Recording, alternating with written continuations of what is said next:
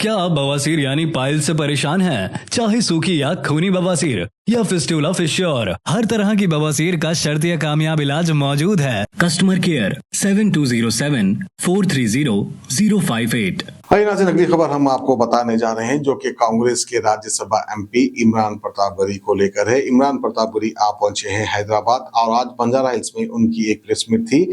इसमें जो है इमरान प्रताप गरी ने इस बात का दावा किया है कि इस बार तेलंगाना में कांग्रेस पार्टी हुकूमत बनाने जा रही है। इनको किसी के सहारे की जरूरत नहीं है, बिना किसी का सहारा लिए हुए वन साइड इलेक्शन जीतने वाली है और कांग्रेस की हुकूमत बनने वाली है। इस तरह से कहना है इमरान प्रताप गरी का, वो हम आपको सबसे पहले तो यहाँ आए हुए मीडिया के तमाम साथियों का बहुत शुक्रिया अदा करता हूँ। मेरी ख्वाहिश थी कि मीडिया के साथियों से मुलाकात हो और खासतौर से मीडिया के वो साथी जिन्होंने मेन स्ट्रीम मीडिया से हट करके अपनी एक दुनिया बनाई, अपने फॉलोअर्स बनाए और अच्छी पत्रकारिता की, अच्छी सहाफत की। मैं उनसे मुलाकात करना चाहता था, तो आज आपके सामने हूँ। तेलंगाना में स्टेट इलेक्शंस चल रहे हैं, आपको पता है 5 सूबों के इलेक्शन है, जिसमें 3 सूबों के इलेक्शन हो चुके हैं। तेलंगाना और राजस्थान के इलेक्शन बाकी है। राजस्थान का इलेक्शन 25 तारीख को है, तेलंगाना का इलेक्शन 30 तारीख को है। पूरे तेलंगाना में इस वक्त इलेक्शन सीधे बीआरएस बनाम कांग्रेस पार्टी है और बीआरएस का सपोर्ट करने के लिए पीछे से भाजपा का पूरा बैकअप है उन्हें, और यहाँ की जो लोकल पार्टी है उनका भी सपोर्ट है उन्हें।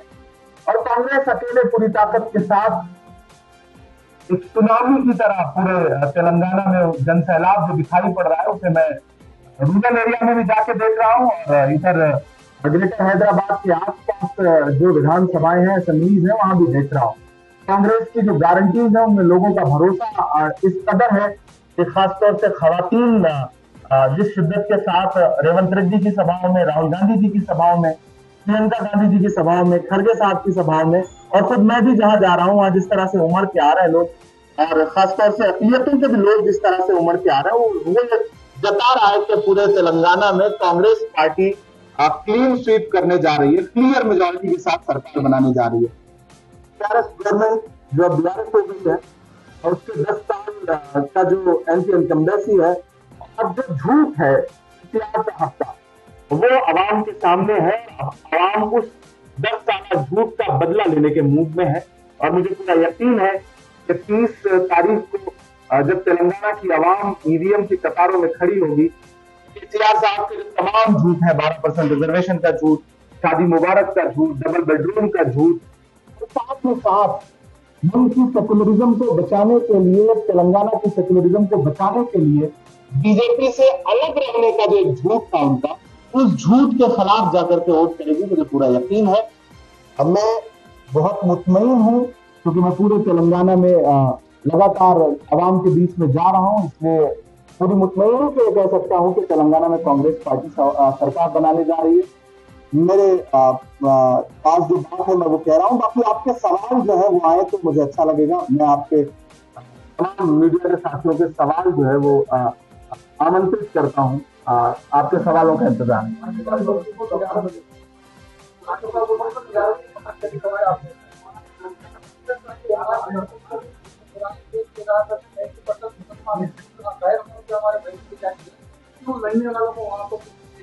आपके 2 सवाल हैं। पहला सवाल ये कि क्या बीआरएस भारतीय जनता पार्टी को सपोर्ट कर रही है? हाँ, सपोर्ट कर रही है। ट्रिपल तलाक से लेकर के प्रेसिडेंट के इलेक्शन से लेकर के वाइस प्रेसिडेंट के इलेक्शन से लेकर के, मैं पार्लियामेंट का मेंबर हूं। मैंने वहां देखा है कि जब भी कोई जरूरी बिल होता है बीआरएस भारतीय जनता पार्टी को या तो सपोर्ट करती है, उनके सपोर्ट में वोट करती है, या फिर वॉकआउट कर जाती है। वॉकआउट का मतलब ही सपोर्ट करना ही होता है। दूसरी बात, आज तक पिछले 9 साल में भारतीय जनता पार्टी के सेंट्रल गवर्नमेंट ने ईडी, सीबीआई, इनकम टैक्स पूरी अपोजिशन पार्टीज पे छोड़ रखा है, लेकिन बीआरएस इससे अछूती है, एमआईएम इससे अछूती है। ये रिश्ता क्या कहलाता है? जिस जुर्म में मनीष सिसोदिया पिछले 6 महीने से, संजय सिंह पिछले 1.5 महीने से जेल काट रहे हैं, इस जुर्म के जो असली सूत्रधार हैं उनको पूछताछ के लिए भी नहीं बुलाया जा रहा है। तो ये रिश्ता क्या कहलाता है? पहली बात। दूसरा आपका सवाल है कि अकलियतों को टिकट क्यों नहीं दे रही है कांग्रेस पार्टी? कांग्रेस पार्टी ने अकलियतों को टिकट दिया है। टिकट देने के लिए बहुत सारी चीजें देखी जाती है, विनिंग सिचुएशन देखी जाती है, कैंडिडेट देखा जाता है, और हमने कोशिश की है कि हम ज्यादातर ऐसी जगहों पर टिकट दें जहां कैंडिडेट जीत करके असेंबली में पहुंचे, ताकि जीतने वालों का परसेंटेज बढ़ सके। हम इस कोशिश में हैं और हमें पूरा यकीन है कि हम इसमें कामयाब होंगे। और एक बात मैं क्लियर करना चाहता हूं तेलंगाना की आवाम से कि टिकट सिर्फ विधानसभाओं के नहीं होते हैं, असेंबली का ही टिकट नहीं होता है, उसके बाद भी टिकट होते हैं, एमएलसी के टिकट होते हैं, राज्यसभा के टिकट होते हैं। तो मुतमईन रहिए, हम यकीन दिलाते हैं तेलंगाना की आवाम को कि राहुल गांधी जी का जो वादा है कि हम हिस्सेदारी के मुताबिक भागीदारी देंगे, तो हम आने वाले वक्त में बाकी जो इलेक्शंस आएंगे, जिसे आप एमएलसी का इलेक्शन कहते हैं, जिसे आप राज्यसभा का इलेक्शन कहते हैं, या फिर हुकूमत बनने के बाद जो बहुत सारी पॉलिटिकल अपॉइंटमेंट्स होती हैं, हम उसमें अकलियत के लोगों को पूरी नुमाइंदगी देंगे, ये यकीन दिला रहे हैं।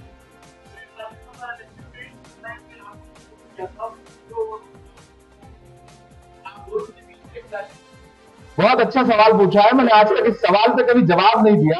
आज चूंकि मैं हैदराबाद में बैठा हूं तो मैं इसका जवाब दे रहा हूं। महाराष्ट्र के राज्यसभा के इलेक्शन में कांग्रेस पार्टी ने मुझे कैंडिडेट बनाया।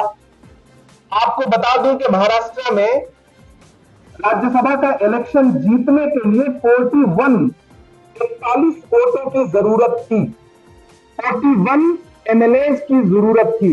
कांग्रेस पार्टी के पास वहां 44 एमएलए ऑलरेडी हैं। इमरान प्रतापगढ़ी को 44 वोट अपनी पार्टी के पूरे मिले, जबकि मुझे जरूरत थी 41 वोट की, लेकिन मुझे 44 वोट मिले हैं मेरी ही पार्टी के 44 के 44 वोट। अब कलेक्ट करके आप उनसे पूछिए जो ये दावा करते हैं कि हमने इमरान प्रतापगढ़ी को वोट दिया, उनसे पूछिए कि आपने इमरान प्रतापगढ़ी का नाम लेकर के शिवसेना को वोट दिया या बीजेपी को वोट दिया। सवाल उनसे पूछिए। क्रेडिट लेने की जो जद्दोजहद है, वो मैं अक्सर एक बात कहता हूं कि एक परिंदा होता है, वो रात में जब सोता है तो अपनी दोनों टांगें ऊपर कर लेता है। उसे लगता है कि जब आसमान गिरेगा तो मैं अपनी टांगों से उसे रोक लूंगा। तो बहुत सारे लोग इसी तरह की जद्दोजहद में, उन्हें लगता है कि दुनिया में जो कुछ हो रहा है हम ही करेंगे, हम ही से हो रहा है। जबरदस्ती की क्रेडिट लेना बंद करिए। इमरान प्रतापगढ़ी को जिताने के लिए कांग्रेस पार्टी के 41 एमएलए प्लस 3 वोट हमारे पास एक्स्ट्रा थे, जो कि 44 के 44 44 वोट इमरान प्रतापगढ़ी को मिले हैं। ये झूठ बोलना बंद करिए। हैदराबाद में खासतौर से यह सवाल जरूर पूछा जाना चाहिए। पूरे हिंदुस्तान में बड़ी बड़ी तकरीरों के जरिए बताया जाता है कि हैदराबाद और तेलंगाना तो बिल्कुल महफूज है, जबकि ये वही तेलंगाना है, ये वही हैदराबाद है जहां 77,000 एकड़ जमीनों में से तकरीबन लगभग 60,000 एकड़ जमीनें या तो लूट ली गई हैं वक्त की, या तो बेच दी गई हैं। बेचने वाले कौन हैं, लूटने वाले कौन हैं, किसका किसका हिस्सा है, आवाम समझती है, आवाम जानती है, हमें बताने की जरूरत नहीं है। मैं एक बात ये कह रहा हूं कि कांग्रेस पार्टी ने अपने डिक्लेरेशन में क्लियर कट ये बात कही है कि वक्फ बोर्ड की प्रॉपर्टीज पे जो इंक्रोचमेंट है वो हमारी पहली प्रायोरिटी है। हमारे आबाओ अजदाद की जो जमीनें हैं, अगर उन जमीनों को हुकूमत सही से संजो ले तो शायद अक़लियतों के तमाम मसाइल, तमाम डेवलपमेंट के इश्यूज उन जमीनों से आने वाले रेंट से या उन जमीनों के क्या जो रेवेन्यू होगा उनसे जनरेट हो सकते हैं। इसलिए हुकूमत बहुत संजीदा है।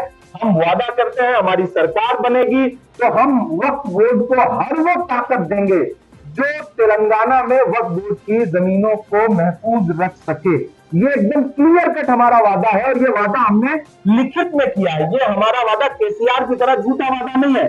केसीआर ने झूठे वायदे किए, लेकिन आज हालत यह है कि वक्फ बोर्ड की जमीनें तो छोड़ दें, वक्फ बोर्ड के जो कागजात हैं वो कहां सील पैक होकर के रख दिए गए हैं कि अगर आज कोई मीडिया का साथी या कोई आरटीआई लगाने वाला या कोई एक्टिविस्ट अगर चाहे कि वक्फ बोर्ड की प्रॉपर्टीज के कागजात उसे मिल जाए तो ये हुकूमत उसे कागजात तक देखे जाने की इजाजत नहीं दे रही। आप सारे लोग इस बात से वाकिफ है। तो हम आपको मुतमईन करते हैं कि सरकार बनते ही वक्फ बोर्ड की प्रॉपर्टीज के तहफ्फुज के लिए हम पूरी जिम्मेदारी से काम करेंगे और इसकी जवाबदेही मैं खुद इमरान प्रतापगढ़ी खुद ले रहा हूं एज ए माइनॉरिटी डिपार्टमेंट के नेशनल चेयरमैन की हैसियत से, as a member of parliament की हैसियत।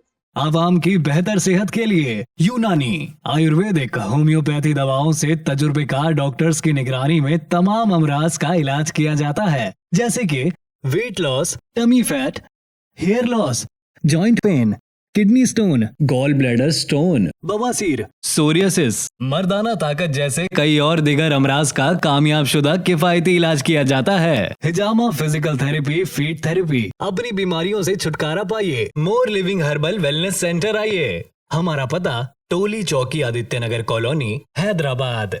Customer care 7207 430058।